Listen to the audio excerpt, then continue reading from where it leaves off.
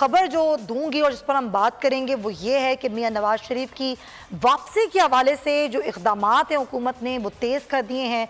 ना सिर्फ ये बल्कि जो उनके ऊपर केसेस हैं उस पर हाई पावर कमेटी बनाने का फैसला किया गया है। जितनी रुकावटें हैं उनकी वापसी की राह में उसको दूर करने का फैसला किया गया है। इस हाई पावर कमेटी में जो उनके वकला हैं और दीगर लोग जो हैं वो शरीक होंगे। अहम जो वकला की टीम है उसमें वज़ीर क़ानून हैं जो ना सिर्फ जायज़ा लेंगे बल्कि मियां नवाज शरीफ के जो केसेस लड़ने वाले वकला हैं वो भी इसमें शामिल होंगे, क्योंकि हुकूमत ये चाहती है कि जितनी भी कानूनी रुकावटें हैं वो उनकी वापसी में दूर हो जाएं। कई बार ये कहा जा चुका है हुकूमत की तरफ से कि इलेक्शन से पहले मियां नवाज शरीफ वापस मुल्क आ जाएंगे और वो हिस्सा भी लेंगे इलेक्शन कैंपेन में। इसी में बात कानून शुएब शाहीन साहब हमारे साथ हैं।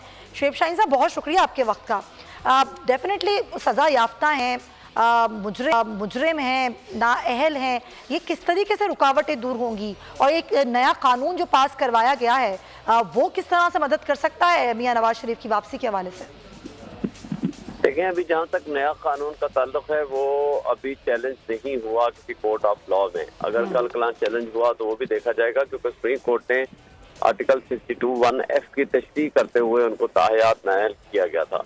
अब आइन में तरमीम के बगैर सादा कानून साजी से ये बिल पास करा लेना और कानून बन जाना, मेरा नहीं ख्याल ये आइनी तौर पर ये ठीक दुरुस्त इक़दाम होगा। ये आर्टिकल 8 की खिलाफ वर्जी होगी। मेरा नहीं ख्याल कि इसकी वजह से उनको कोई बेनिफिट मिल सकता है, लेकिन बाज़ार अभी तक कानून वो मौजूद है। जो ही यानी वो एक्ट ऑन हो जाएगा तो उसका एक बेनिफिट उसको ताहयात नाअहली जो है वो 5 साल के लिए हो जाएगी। दूसरा जो कानून है वो दूसरा जो इशू है उनका, बल्कि मैं क़वानीन के बारे में तो वो दोनों क़वानीन जो review of judgment and order जो है वो भी चैलेंज हो गया, उसमें भी फैसला आना बाकी है। दूसरा जो प्रैक्टिस एंड प्रोसीजर बिल था वो जो कि एक्ट बन चुका है उसके ऊपर भी फैसला आना बाकी है। उनका तो अभी तक जब तक फैसला नहीं आएगा उसका उनको बेनिफिट नहीं मिल सकता। अब तीसरा जो असल मसला है वो है उनकी कन्विक्शन।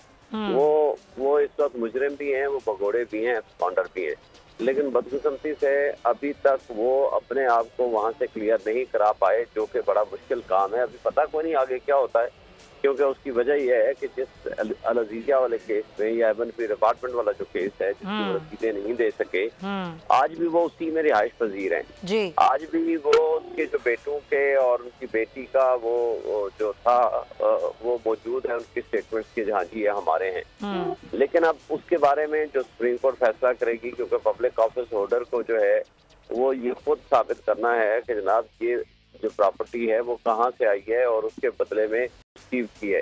लेकिन इन्होंने कानून बदल के नैब लॉ को तरमीम करके उसका भी ये बेनिफिट उठाने की कोशिश करेंगे, क्योंकि जब से ये असम्बली आई है इन्होंने किसी अवामी बहबूद के लिए तो बिल्कुल काम नहीं किया। पर्सन स्पेसिफिक कानून साजी हमने देखी है। डेफिनेटली आप सही कह रहे हैं, देखते इस तरीके से काम करते हैं इस पर।